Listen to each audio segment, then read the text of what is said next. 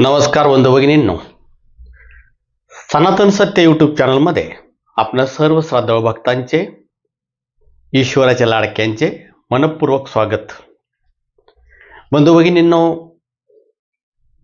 अनेक वेळेला मला तोच विषय तुमच्या समोर आणावा लागतो, कारण तुमच्यामध्ये ते प्रबोधन व्हावं. 3-4 दिवसापूर्वी एक ताई मांढरगडावरती काळेश्वरीच्या दर्शनाला गेल्या होत्या आणि त्या जीवनात पहिल्यांदाच तिथं दर्शनाला गेल्या होत्या. अगोदरच त्यांनी काळेश्वरीविषयी भरपूर काही गैरसमज ऐकले होते की इथं करणी चालते, ही देवी खूप डेंजर आहे, इथं चेडे आहेत वगैरे वगैरे भरपूर झालं होतंच. तरीही ती गेली की चला बाबा त्या देवीची पूजा करतायत म्हणजे ते योग्यच असेल वगैरे ह्या अर्थाने ती मांढरगडला गेली. आणि मांढरगडला गेल्यानंतर ती प्रचंड घाबरली होती. तिनं सांगितलं, मी वरती मंदिरात गेले, मंदिरात खूप छान वाटलं, पॉझिटिव्ह वाटलं वगैरे वगैरे, परंतु खाली येताना, मंदिरातून खाली येताना थोडासा निम्म्या अर्ध्या घाटावरती आल्यानंतर आम्ही गाडी एका बाजूला थांबवली तर त्या झाडाला प्रचंड प्रमाणात काळ्या बाहुल्या, काळ्या कापडामध्ये काही काही बांधलेलं, लोकांचे फोटो वगैरे वगैरे, माझ्या अंगावरती शहारे आले, काळी धडधडू लागलं. मला भीती वाटली आणि हे जे चालतंय हे मी प्रत्यक्षात पाहिलं की ते झाडाला ठोकलेलं होतं.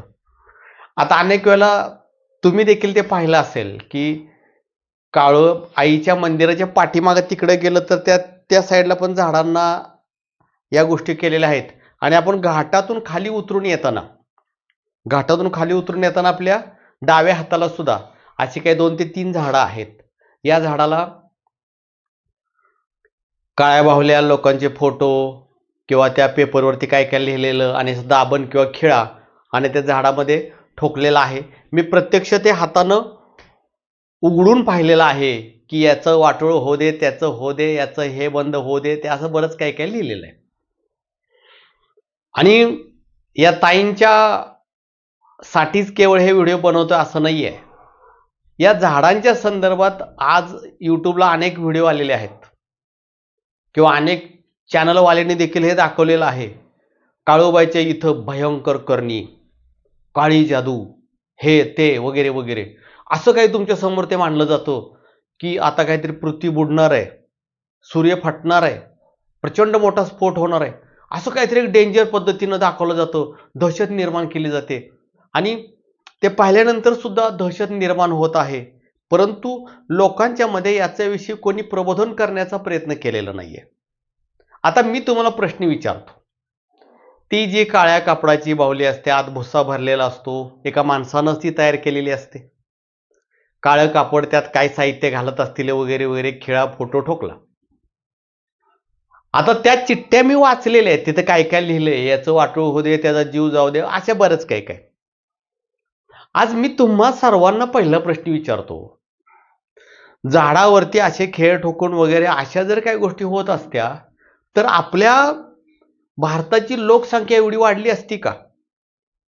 कारण प्रत्येकाला शत्रू आहे, प्रत्येकाला शत्रू आहे. यानं याला मारायचं, त्यानं त्याला मारायचं, खेळा ठोकला की मेला, खेळा ठोकला की मेला, असं झालं असतं ना? का नसतं झालं?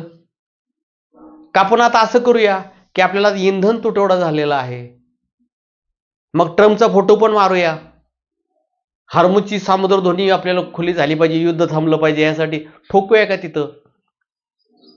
तर बंधू भगिनींनो, यामध्ये माझ्या काळेश्वरीचा, माझ्या महाकालीचा काय संबंध? तेथील देवस्थानाचा काय संबंध? इथं ज्यांना स्वतःची पोटं भरायची आहेत असे बुवा बाबा देवऋषी दहशत निर्माण करण्याचा प्रयत्न करत असतात. आणि ही दहशत यासाठी निर्माण करायची असते की तुम्ही घाबरला पाहिजे. तुम्ही घाबरल्यानंतर मग यांना यांची इच्छा पूर्ण करून घेता येतात, पैसे लुटता येतात किंवा बऱ्याच गोष्टी यांना करून घेता येतात. यासाठी एक दहशत निर्माण करायची असते. याच्या पलीकडं ह्या लिंबू बाहुल्या याचा काहीही इफेक्ट होऊ शकत नाही. आता जे लोक म्हणतात की भयंकर करणी, भयंकर करणी, यांना मी प्रश्न विचारतो, जर एखादा बॉम्ब सापडला तर आपण समजू शकतो की हा बॉम्ब याचा जर स्फोट झाला तर जीवित किंवा वित्त हानी होऊ शकते. त्यावेळेला जर आपण म्हणलं की अत्यंत भयंकर गोष्ट, एखादा किंग कोब्रा पाहिला तर म्हणू शकतो अत्यंत भयंकर गोष्ट. ह्या काळ्या बावल्या आणि काळ्या कपड्यांना जे आपण अतिप्रचंड महत्व देऊन एक दहशत निर्माण केलं, त्यानं काय होतं? जावा तुम्ही हात लावा, तुमचं काय वाटत होतंय का? काढून टाका, काय होतंय का बघा. ते घरी घेऊन आला तर त्यानं काय होणार नाही, काहीच होणार नाही. केवळ याच्या पाठीमागचा उद्देश केवळ एक प्रकारची समाजामध्ये दहशत निर्माण करायची आणि या दहशतीतून आपलं दुकान चालवायचं. खरं पाहिलं तर दुर्दैवाची गोष्ट अशी आहे की ही जी काळेश्वरी अर्थात महाकाली, तिथं तुम्ही त्या वातावरणात जरी गेला देवीच्या, तर ते वातावरण सुद्धा इतकं पॉझिटिव्ह आहे, इतकं आनंदी आहे, भक्तियुक्त वातावरण आहे. डोक्यातल्या सगळ्या शंका कुशंका निघून जातात, डोकं एकदम शांत होतं. जागृत देवस्थान आहे, जबरदस्त देवस्थान आहे. ही काळेश्वरी ज्याच्या पाठीशी असते त्याच्या केसाला सुद्धा धक्का लावण्याचं कोणाचं सामर्थ्य नाही. आणि मग मी पहिला पण म्हणलो की काळू आईच्या इथं चेडे वगैरे हा प्रकार नसतो. 52 वीर आहेत ना नाथ संप्रदाय किंवा महाकालीमध्ये, हे 52 वीर हे महाकालीचे शिपाई आहेत. चेड्यांचा संबंध नाहीये. हे केवळ ही प्रथा कधी नक्की चालू झाली हे मला माहिती नाही, कोणी चालू केली हे पण माहिती नाही, त्याचा काही शोध घेतला नाही, भविष्यात घेऊया. इथं दहशत निर्माण करायची. मग कोणत्याही दिवृषाच्या गादीवर जावा, ते सांगतात काळूबाईची करणी आहे, काळूबाई करणीतनं आलेली आहे, काळूबाईचे हे करावं लागेल. कारण मुळात मूळ ठिकाणी दहशत निर्माण करून ठेवलेली आहे. आणि मग हे जे स्वतःची दुकानं चालवणार आहे ना, त्यांनी काय करायचं, मग काळूबाईच्या नावावरती दुकान चालवायचं. काळूबाईची करणी आहे, काळूबाईच्यामुळे तुम्हाला त्रास आहे, तिथं असं कोणीतरी केलंय, तिथं तुमच्या नावाने बावली ठोकलेले आहे, हे केलेलं आहे त्याला. आणि यातून होतंय काय, एवढं चांगलं देवस्थान बदनाम होतंय.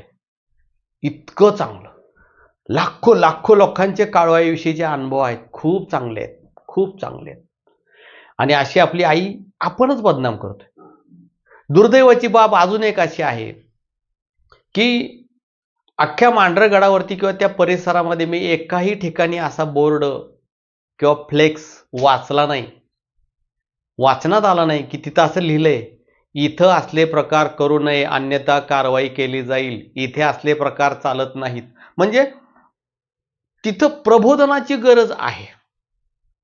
आता खरं पाहिलं तर मांढर देवी देवस्थान संस्थान आहे ना, बऱ्यापैकी त्यांचं हे कर्तव्य आहे की तिथं जी झाडं आहेत ती सगळी मोकळी केली पाहिजेत. प्रत्येक ठिकाणी असे बोर्ड लावले पाहिजेत की इथं असं काही चालत नाही, कोणी असे करत असेल तर त्याच्यावरती कारवाई केली जाईल. लक्ष ठेवलं पाहिजे. लक्ष ठेवायचं काय, सरळ सरळ जाता येता दिसतंय, कोणी पण येतं ते करताना दिसतंय, जे कोणी करत असेल त्यांच्यावरती कारवाई झाली पाहिजे. पण तिथं हे होताना दिसत नाही. आता एवढ्या सुधारणा केल्या आहेत, सुविधा दिलेल्या आहेत, खूप छान गोष्ट आहे.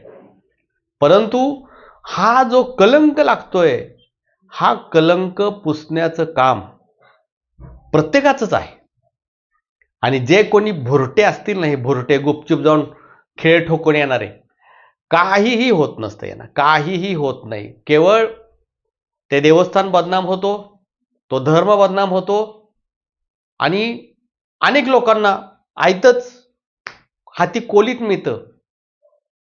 आणि मग वाटेल त्या गोष्टी निर्माण होत असतात, वाटेल ते व्हिडिओमध्ये येत असतं.